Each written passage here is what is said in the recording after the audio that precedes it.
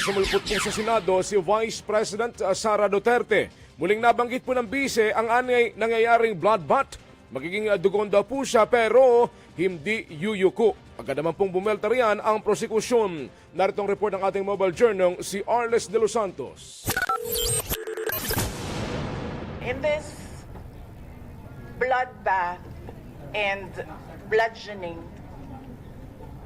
I will be blooded but unbowed. Maraming salamat. Yan ang matipid pero makahulugang pahayag ni Vice President Sara Duterte sabay alis agad. Ito ang unang beses na humarap ang bises sa media sa gitna ng kanyang impeachment trial. Pinagbawalan na siyang sumagot sa anumang tanong. No questions. Yeah, I know. Sadly, no? Sad. Siya ang may kasalanan. Sabi niya, no questions daw. Ang isang sentence na statement ni VP Sara ay mula sa tulang Invictus na minsan na ring itinula noon ng kapatid niyang si Kitty bilang mensahe raw ni dating Pangulong Rodrigo Duterte sa publiko. Himayin natin ang bahagi ng tula na ginamit kanina ni VP Sara.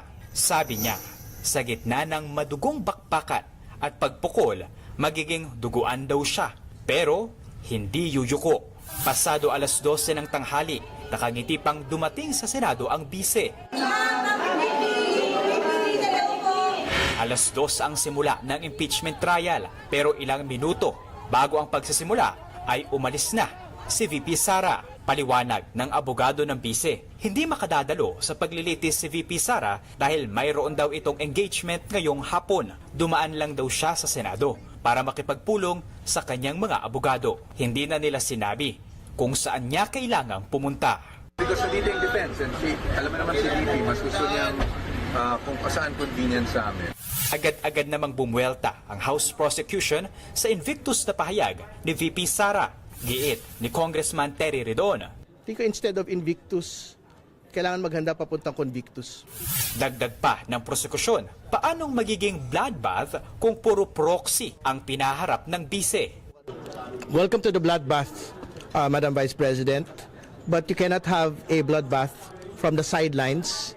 You cannot have a bloodbath from through proxies. No? Hindi ho siya cheerleader nito pong impeachment proceedings po na ito.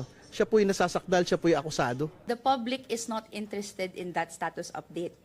The public is interested in evidence.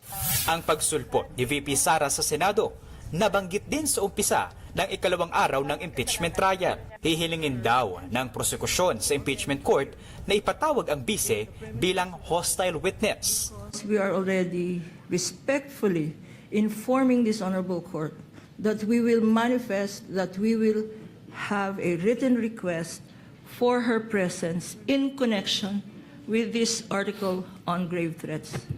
Sagot naman ni Impeachment Court Presiding Officer Chis Escudero, saka natutugon ng korte, oras na maihain na ang naturang request o motion. The impeachment rules do not mandate nor require the respondent to attend any hearing or trial of the impeachment court. Whether she was in the building earlier or arrived after, it is totally up to the respondent because from the point of view of the court, she is represented in this court through her counsel already.